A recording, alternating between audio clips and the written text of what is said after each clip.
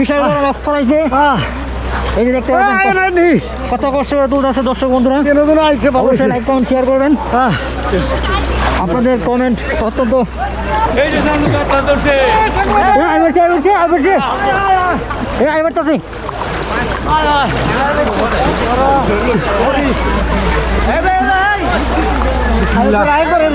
দর্শক বন্ধুরা দেখতে পাচ্ছেন বিশাল বড় মাছ পড়াইছে।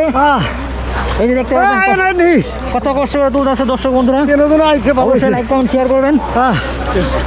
আপনাদের কমেন্ট অত্যন্ত আমরা